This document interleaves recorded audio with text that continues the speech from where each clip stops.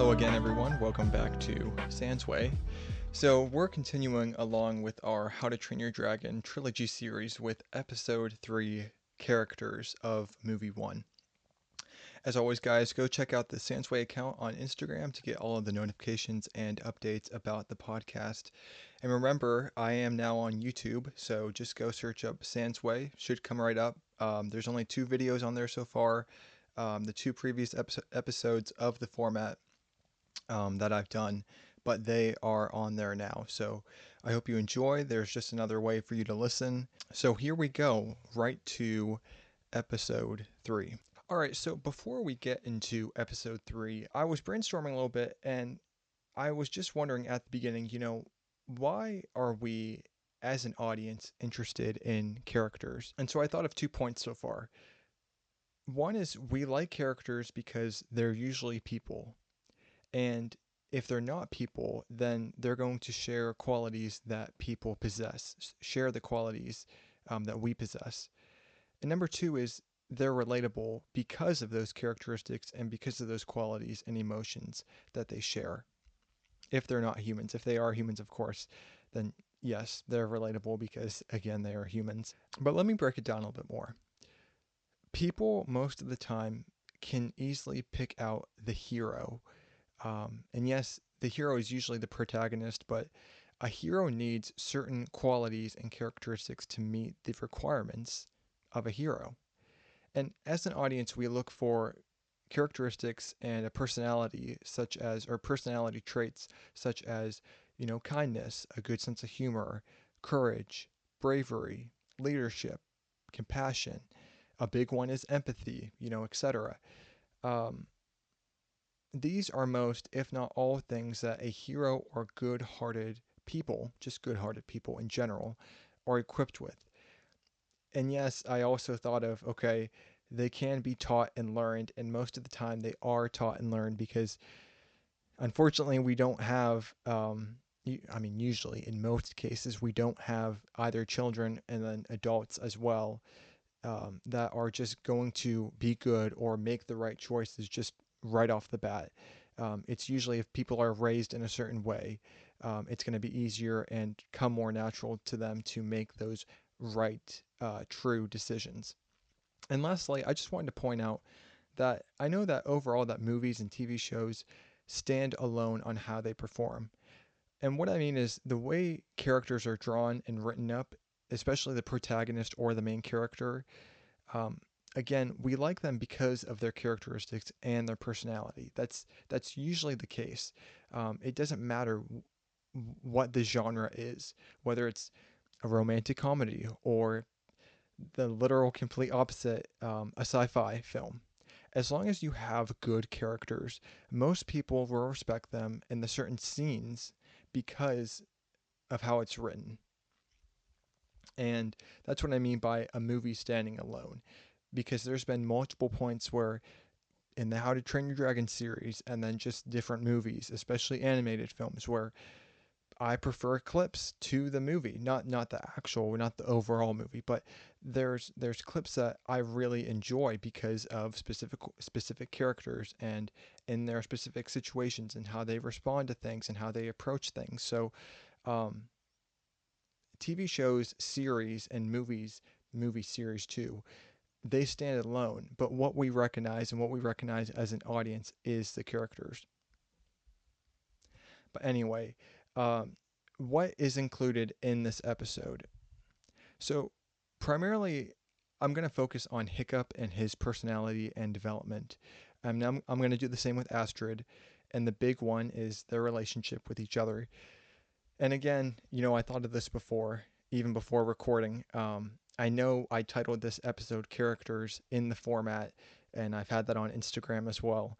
But I honestly intended this episode to be directed towards these main characters, and I honestly did forget about the rest of the characters like Stoic and Gobber and the cool kids that are a part of the gang and everything. So I am sorry about that, but we will talk briefly about them right now, just because I think the focus is, and I think people would be focused more on these 2 characters and their relationship.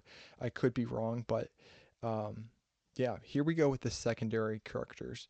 Like I mentioned in the first part of our format story, we have Stoic, Gobber, Snotlout, Fishlegs, and then the twins Rough and Tough Nut. And then just beginning off with Stoic.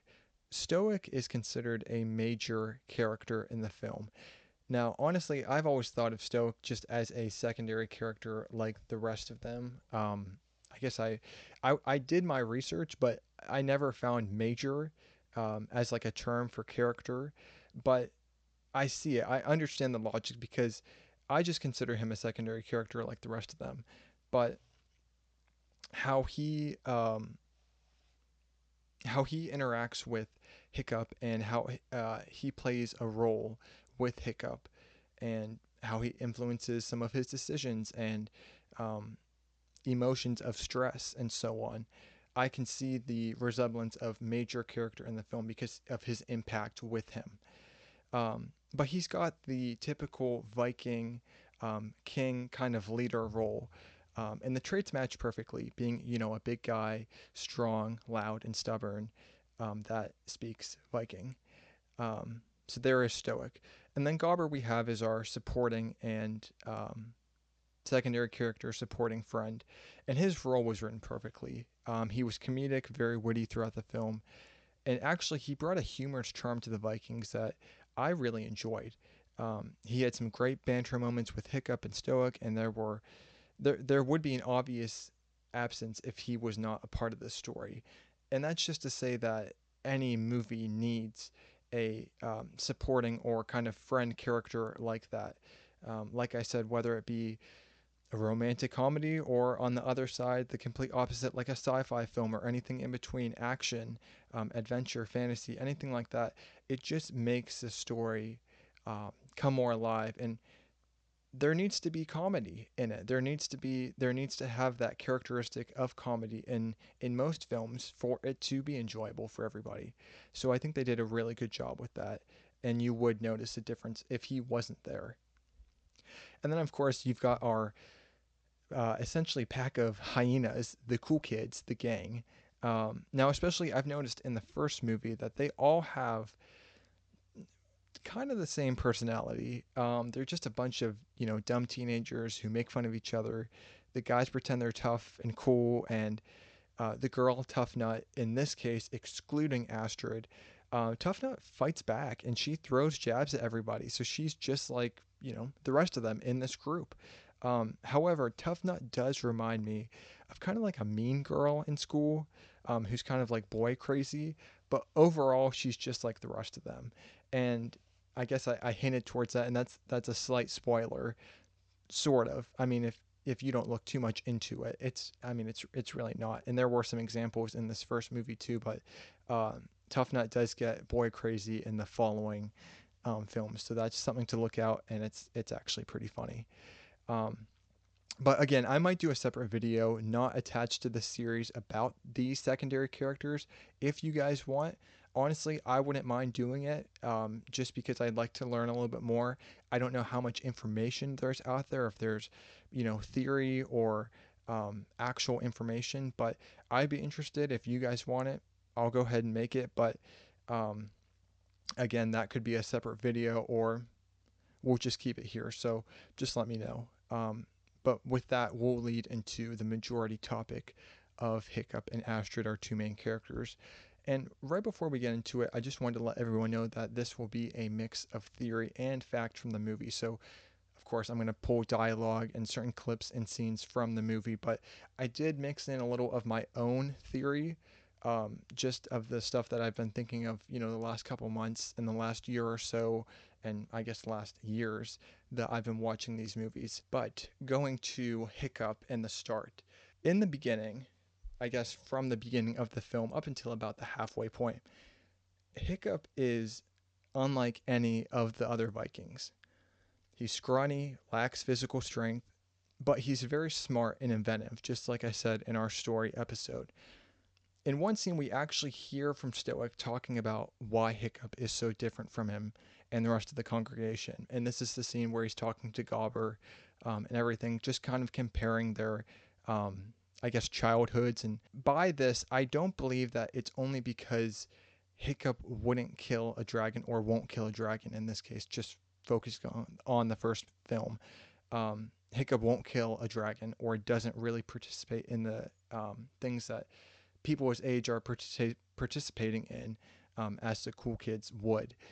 I think he is the only one who kept his sense of curiosity and, most importantly, empathy than the others, and empathy being larger of the two. And of course, we see his empathy takes main part with the dragons for the movie, the overall story. But would I agree that Hiccup is a little naive just as a person? Yes, I'd agree to an extent, but he showcases his emotions more than any of the other Vikings. I'm not necessarily saying that, they're full of rage and that's the only emotion they show, but it's more aggressive, and I don't want to say they're not thinking, but they are definitely ignorant and set to a certain way. The stubbornness is showing. And that's why I say that Hiccup is a little naive, because who knows? His curiosity could have, and it kind of did, get the best of him. But at that point, he was taking risks. So was he a little naive? Yes and no, to an extent. But these emotions are sticking out. He is showing more emotions than any of the other Vikings. There's no comparison by any of them. And then this is how Hiccup goes throughout the movie until the romantic flight, which is about halfway through, I believe. I think it's like at the 30 to 35-minute mark. But also, he's sarcastic, uncoordinated, and witty, and uncoordinated, clumsy. But these are the qualities we love as an audience, and just as people in general. Hiccup not being perfect at all, literally at all, is what makes him perfect. There's probably a lot of people out there that strive for perfection, but we're not robots. We want people who, I guess people don't want to say that they have flaws, but we want somebody who we can relate to. And since we're not perfect, we want somebody who's not perfect either. Being held to a certain standard is fine, but Hiccup not being perfect at all is what makes him perfect, and it's what makes people perfect, is by not being perfect. I know that was a whole deal. We just kind of spun around there. Anyway, going to Astrid, from the beginning again up until about halfway the romantic flight, almost right from the start, Astrid was aggressive. And at this point, even though she is the love interest, I would consider her the antagonist a little bit, because of her more negative and harsher attitude. Now, I will say I am going to go and look up the, you know what, I'm actually going to do it right now. I was going to do it after this, but I figured, you know what, why not? Okay, so what I'm finding right now is antagonist definition. This is coming from, it looks like, just the dictionaries, dictionary.com, merriam-webster.com. Usually a character opposes the protagonist of a story, obviously. I mean, I knew that one. But a person who is opposed to, struggles against, or compels with another. And then I guess like the third take, or the third definition, it's got 1, 2, 3 here. One that contends with or opposes another. That was just like the same one. Okay. Uh, anyway, so actually now that I see that, I would say that she does fit that antagonist. I know some people probably would say that like Toothless would fit the antagonist role, but um, I don't really, I don't know. It just depends. But sticking on Astrid, I would say she does fit this role a little bit. Like I said, because of her more negative and harsher attitude. And now I did say almost right from the start, because in that raid clip from the opening scene of the movie, Astrid never said anything. And just to give a little background about that, that's when, Hiccup got in trouble. He was shooting down Toothless, got chased off by a monstrous nightmare, and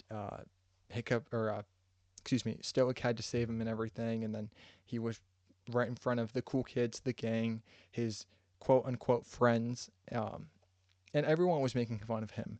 But Astrid was just sitting there, and she never said anything. She didn't join in making fun of him or anything. She just sat there with kind of a sad look on her face.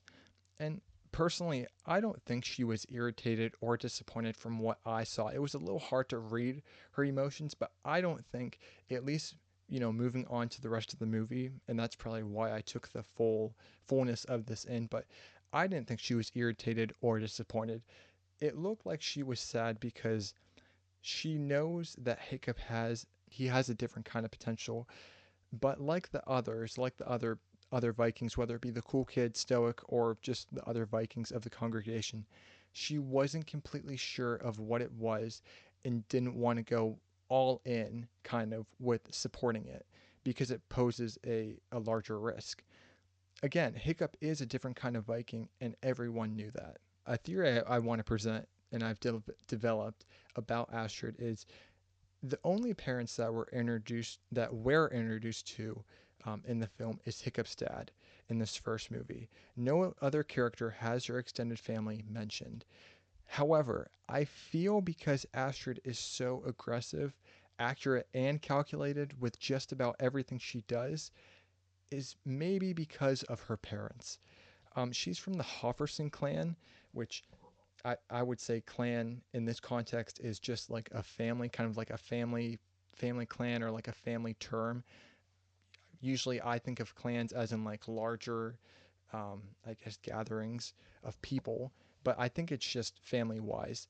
But I think this is where her behavior came from. If it's mentioned or is ever mentioned, I believe that Astrid's parents were very strict and even perfectionists. I think they wanted her to become one of the top leaders and protectors of Berg, which isn't a bad thing at all. But it's one thing to be strict to the point where you can't make any mistakes and that you're going to be, shunned or removed if you're not 100%, you're not perfect. And I think this is why she gets so angry and irritated throughout all these dragon training scenes during the movie. Again, this is just my theory and speculation. It could be just her attitude and how she was written. Um, but I think it would be interesting if this was maybe brought up in the future or if anyone kind of has a similar theory to it. But that's what I think. This is what I'm getting from her at the beginning. And this is kind of how Astrid also goes throughout the movie. She's more aggressive right up until the romantic flight. Now, speaking of the romantic flight, the romantic flight was the turning point of their relationship. And I'm not saying romantic. I'm not having the romance part in this relationship. I'm saying straight from the beginning of their overall knowing each other kind of relationship. This was the turning point. And really, we have Toothless to thank for this because this obviously gets us into the um, romantic part of their relationship, hence the romantic flight. But we have Toothless to thank because if it wasn't for him, Hiccup wouldn't have started training him. Astrid wouldn't have found out, and the romantic flight would have never happened. And just a little bit of backstory. I can't. Again, it's been a couple months since I've watched the first one, or it's probably been around 2 or 3 months so far. But I think it was when Hiccup was coming back from a training session, and it was right after I think it was right after the Forbidden Friendship montage, and he was coming back, and Astrid was pretty paranoid about Hiccup because he was doing so well in all of their dragon training sessions.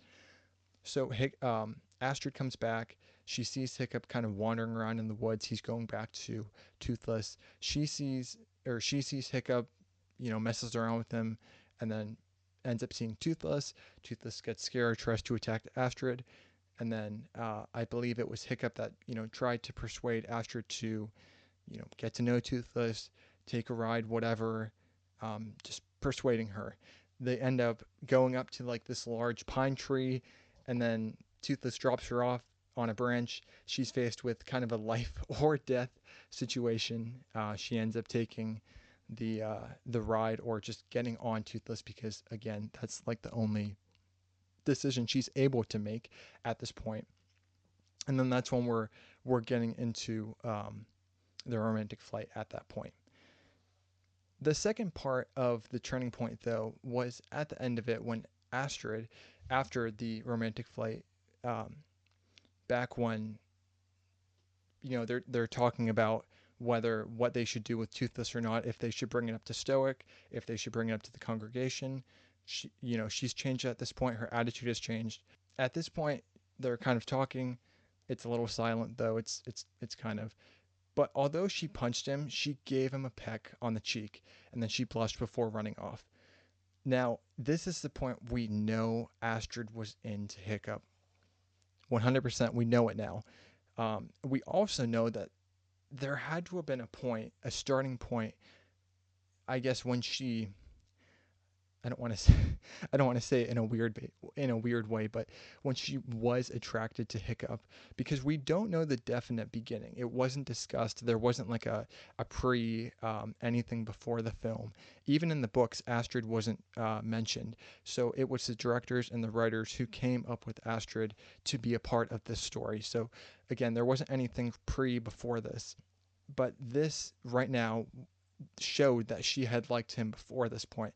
It would be interesting to know if there was a before, but again, we just know that now that there was a before this point. And also her demeanor changed.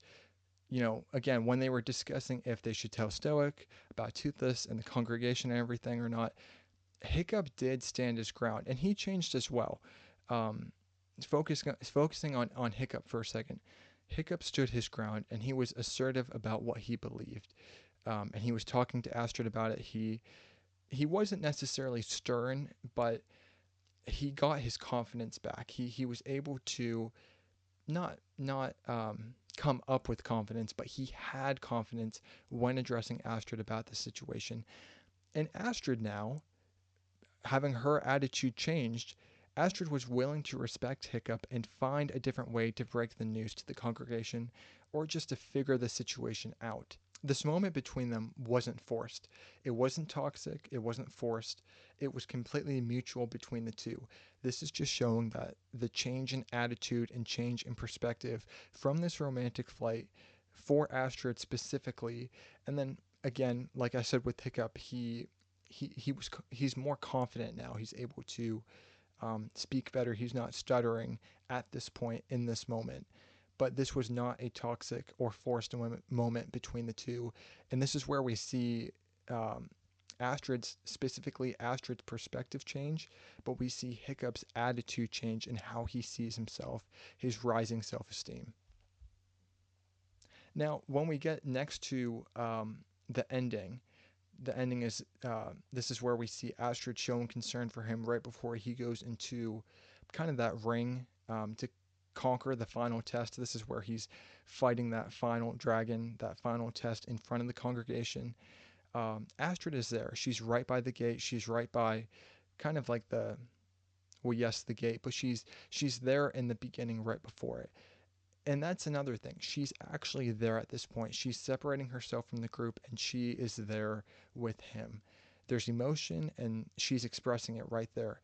The dialogue was something like, I can't exactly remember it, but I think she was saying something like, promise me you won't get hurt. And this was also showing concern that, he was not going to defeat the dragon in a traditional Viking form. This was going to be Hiccup doing what he's done throughout all the training. Now, just like from the turning point at the romantic flight, this is active progress being made by Astrid.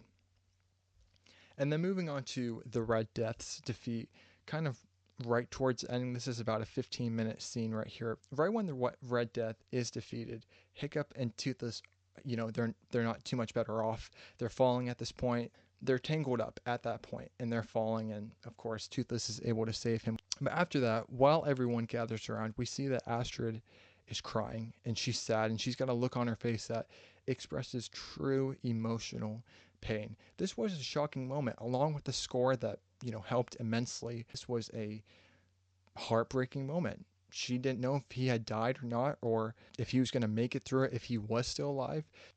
But I think it made a bigger impact on her because at the end, she saw that Hiccup was a hero and could someday be a great leader and a great future chief just by what he did and the sacrifices that he made and the true change that she saw in him with Toothless. And then, of course, the actual ending, the ending monologue. Hiccup wakes up from the coma-like state that he's in. We actually don't know how long he's out, or I can't remember how long he's out. There's probably some information out there as well. I'm going to have to check into that. But once Hiccup wakes up, he meets everyone again. Of course, he loses that right foot. But again, when he goes outside, he's meeting everyone. Astrid shows up. She's kind of got that same, not necessarily aggressive personality, but she beats him up a little bit. But this time, instead, at the very ending, which it suits it well, she lands a peck on the lips, and that was crazy.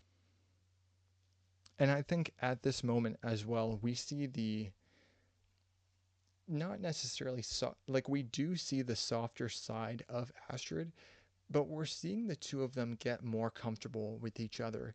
I'm not saying Hiccup wasn't comfortable with Astrid to begin with, because I mean he probably wasn't as comfortable because of her attitude and how she treated him and everything, but more specifically with Astrid, and more importantly with Astrid, I think she is more comfortable with Hiccup in this situation now, and all that they've been through in this first film. Um, there's been growth between them, and it's only getting stronger.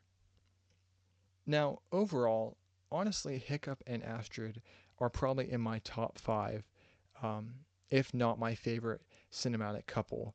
I say top five roughly because I know of a couple, I know of two or three more that make up that top five, but I switch my spaces around sometimes, so I don't know for sure. But I would say at this moment they are my favorite cinematic couple.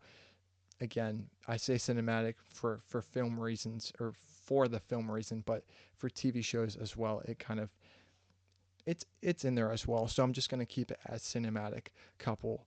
But just how they're written and how the story is written around them is amazing. And I may risk sounding corny, but this is what I strive to be.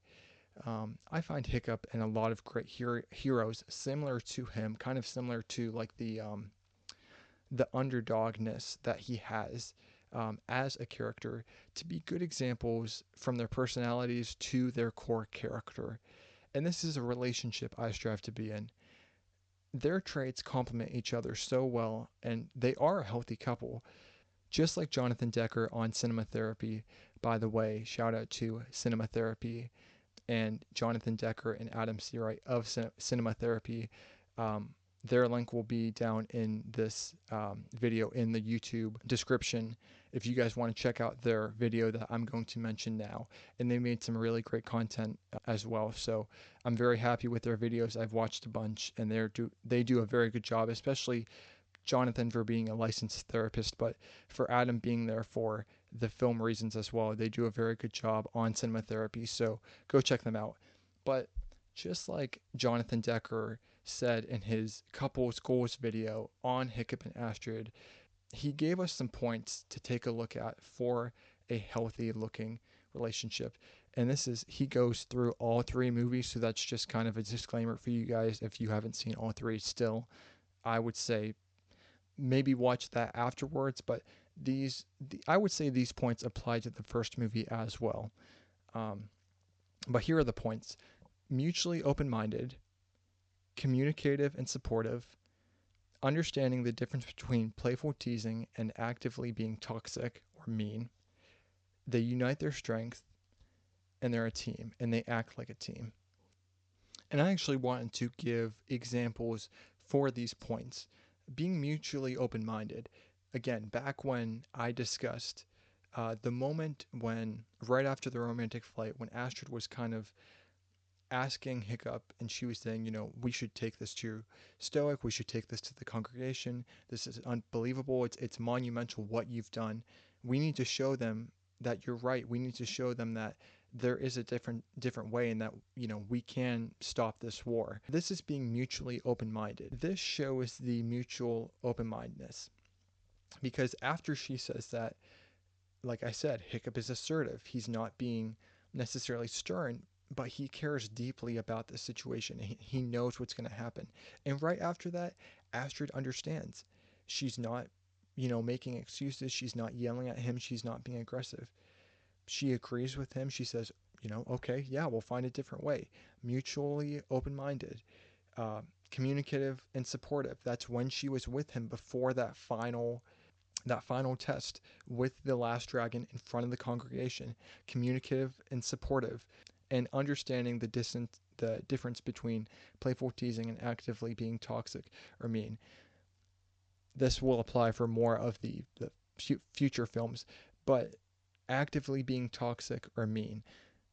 Back when, after the romantic flight, when they kind of have their, I don't necessarily want to say first kiss moment, but Astrid punches him at first. She's not physically abusing him by any means, but this is just her personality, and it wasn't meant by anything. It wasn't meant as abuse. It wasn't meant to be mean. That's just how Astrid is. We know that's just how Astrid is. But again, this point will apply more in the further films. I was actually going to spoil it. That's why I was kind of stumbling there for a minute, because I was like, oh gosh, I don't want to spoil the next couple of films. But again, and then with the following, they unite their strength and they're a team. That will come in the later films as well.